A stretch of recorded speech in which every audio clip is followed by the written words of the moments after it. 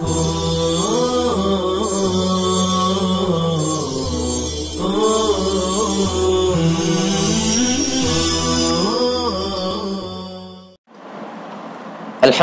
رب العالمین والصلاة والسلام علی سید الانبیاء والمرسلین سیدنا محمد وآلہ وصحبہ اجمعین.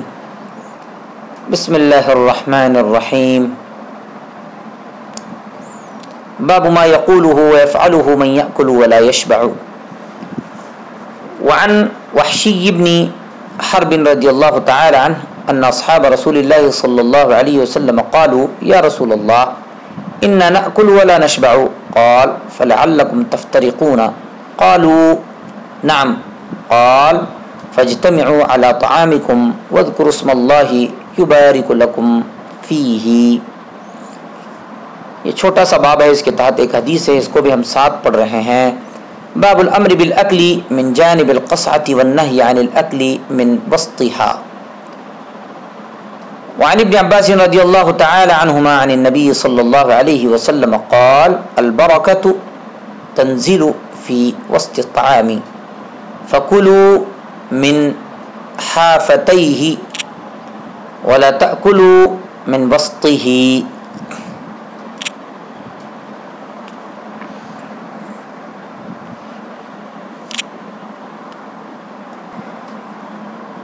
جو شخص کھانا کھائے اور سیر نہ ہو تو وہ کیا کہے اور کیا کرے. حضرت وحشی بن حرب رضی اللہ تعالیٰ عنہ سے روایت ہے کہ رسول اللہ صلی اللہ علیہ وسلم کے صحابہ رضی اللہ عنہم نے عرض کیا یا رسول اللہ ہم کھاتے ہیں اور سیر نہیں ہوتے. آپ صلی اللہ علیہ وسلم نے فرمایا شاید تم الگ الگ کھاتے ہو. انہوں نے کہا ہاں. آپ صلی اللہ علیہ وسلم نے فرمایا بس تم کھانا اجتماعی طریقے سے کھاؤ اور اللہ کا نام لو، یعنی بسم اللہ پڑھو. تمہارے لیے کھانے میں برکت ڈال دی جائیں گی. اس حدیث پاک سے معلوم ہوا کہ بسم اللہ پڑھ کر اور اجتماعی طور پر ایک ہی برتن میں کھانا شکم سیری اور حصول برکت کا سبب ہے، اور اس طریقے سے گریز کرنا، پرہیز کرنا بے برکتی کا باعث ہے. پھر آگے جو باب ہے اس کا ترجمہ یہ ہے کہ پیالے کی ایک جانب سے کھانے کا حکم اور اس کے درمیان سے کھانے کی ممانعت. حضرت ابن عباس رضی اللہ تعالیٰ عنہ سے روایت ہے نبی کریم صلی اللہ علیہ وسلم نے فرمایا برکت کھانے کے درمیان میں اترتی ہے، بس تم اس کے دونوں کناروں سے کھاؤ اور اس کے درمیان میں سے مت کھاؤ. کناروں سے مراد برتن کے کنارے اور اس کا درمیان ہے. اس میں کھانے کا ادب بتلایا گیا ہے کہ درمیان میں سے مت کھاؤ بلکہ اپنے سامنے سے اور کنارے سے کھاؤ، خاص طور پر جب کوئی اور بھی ساتھ کھا رہا ہو. اسی طرح روٹی بھی درمیان میں سے کھا لینا اور اس کے کنارے سے بچا دینا ممنوع ہے. باب کراہیت الاکل متکئا. وعن ابی جحیفۃ رضی اللہ تعالی عنہ قال قال رسول اللہ صلی اللہ علیہ وسلم لا آکل متکئا. قال الخطابی رحمہ اللہ المتکی ها هنا والجالس معتمدا على وطاء تحته. قال واراد انه لا يقعد على الوطاء والوسائد كفعل من يريد الإكثار من الطعام بل يقعد مستوفزا لا مستوطئا ويأكل بلغة. وأشار غيره إلى أن المتكئ هو المائل على جنبه والله أعلم. آگے والی حدیث پاک مختصر ہم پڑھ رہے ہیں. وعن انس رضی اللہ تعالی عنہ قال رأيت رسول الله صلی اللہ علیہ وسلم جالسا مقعيا يأكل تمرا. المقعی هو الذي يلصق اليتيه بالارض وينصب ساقيه.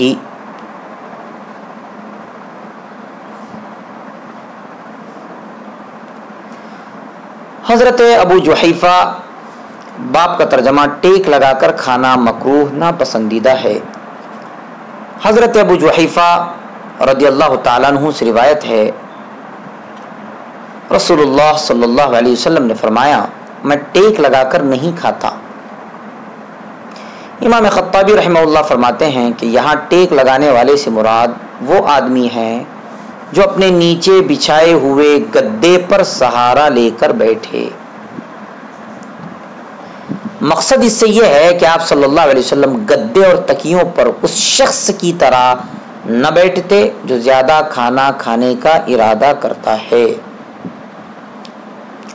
بلکہ غیر مطمئن ہو کر بیٹھتے، نہ کہ اطمینان اور قرار پکڑ کر بیٹھتے اور بقدر کفایت کھاتے۔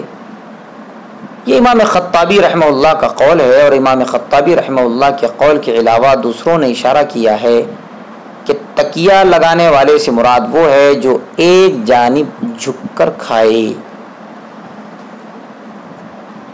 مطلب یہ ہے کہ ٹیک لگانے سے مراد کیا ہے، اس میں اختلاف ہے۔ بعض لوگوں نے کہا کہ کسی ایک جانب جھک کر کھانا اتکا ہے، جیسے دائیں یا بائیں ہاتھ پر یا دیوار کے ساتھ ٹیک لگانا وغیرہ، اور امام خطابی رحمہ اللہ کے نزدیک ٹیک لگانا یہ ہے کہ اپنے نیچے گدا بچھا کر اطمینان اور سہولت سے بیٹھا جائے، جیسے عام طور پر آلتی پالتی مار کر بیٹھا جاتا ہے، اس طرح کھانا زیادہ کھایا جاتا ہے، جبکہ نبی صلی اللہ علیہ وسلم کا طریقہ تھوڑا اور بقدر کفایت کھانا ہوتا تھا۔ تاہم آلتی پالتی مار کر بیٹھنے کو ٹیک لگا کر بیٹھنا قرار دینا کسی دلیل سے ثابت نہیں، اس لیے ٹیک لگانے کا پہلا مفہوم ہی صحیح معلوم ہوتا ہے۔ اور حافظ ابن حجر رحمہ اللہ فرماتے ہیں کہ کھانے والے کے لیے بیٹھنے کا مستحب انداز یہ ہے کہ گھٹنوں کے بل پیروں کی پشت تلووں پر بیٹھے، یا دایا پاؤں کھڑا رکھے اور بائیں پر بیٹھے۔ حدیث پاک ہے جس میں مقین کے الفاظ ہے، حضرت انس رضی اللہ تعالیٰ عنہ سے روایت ہے کہ میں نے رسول اللہ صلی اللہ علیہ وسلم کو اس حالت میں بیٹھے ہوئے دیکھا کہ آپ صلی اللہ علیہ وسلم کے دونوں زانوں کھڑے ہوئے تھے، اور آپ صلی اللہ علیہ وسلم کھجور تناول فرما رہے تھے۔ المقعی وہ شخص جو اپنے پچھلے حصے کو زمین کے ساتھ ملاتا اور اپنی پنڈلیوں کو کھڑا رکھتا ہے، یعنی اپنی سرین کو زمین کے ساتھ ملاتا اور اپنی پنڈلیوں کو کھڑا رکھتا ہے۔ اس میں نبی کریم صلی اللہ علیہ وسلم کے ایک اور انداز نشست کا ذکر ہے۔ یہ زیادہ غیر اطمینان بخش حالت ہے، لیکن یہ اس وقت کی کیفیت ہے جب آپ صلی اللہ علیہ وسلم بہت جلدی میں ہوتے اور چند کھجوروں کے ذریعے سے بھوک مٹا کر کسی اہم تر کام کے لیے فارغ ہونا مقصود ہوتا، جیسا کہ آپ صلی اللہ علیہ وسلم کی وضاحت حضرت انس رضی اللہ تعالیٰ عنہ ہی کی ایک دوسری حدیث میں موجود ہے، جو صحیح مسلم کے باب مذکور میں ہی موجود ہے۔ باب استحباب الاکل بثلاث اصابع واستحباب لعق الاصابع وكراهة مسحها قبل لعقها واستحباب لعق القصعة واخذ اللقمة التي تسقط منه واكلها۔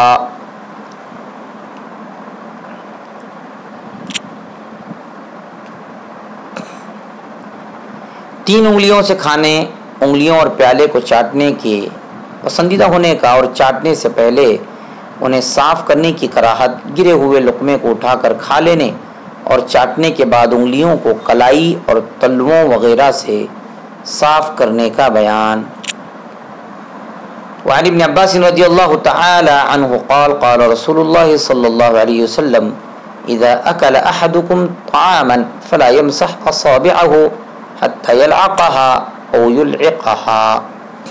حضرت ابن عباس رضی اللہ تعالیٰ عنہ سے روایت ہے، رسول اللہ صلی اللہ علیہ وسلم نے فرمایا، جب تم میں سے کوئی شخص کھانا کھائے تو اپنی انگلیاں صاف نہ کرے یہاں تک کہ پہلے انہیں چاٹ لے یا چٹوا لے۔ کپڑے سے پوچھنے یا پانی سے دھونے سے قبل انگلیوں کو چاٹ لینا یا کسی ایسے شخص سے چٹوا لینا جس کے لیے کراہت نہ ہو، جیسے بیوی، اولاد یا عقیدت مند وغیرہ تو یہ پسندیدہ امر ہے، کیونکہ اس کا حکم ہے، اور اس کی علت اور حکمت کیا ہے آگے بعض احادیث میں وضاحت آ رہی ہے۔ صلی اللہ تعالی علی خیر خلقہ سیدنا محمد و آلہ و صحبہ اجمعین برحمتک یا ارحم الراحمین۔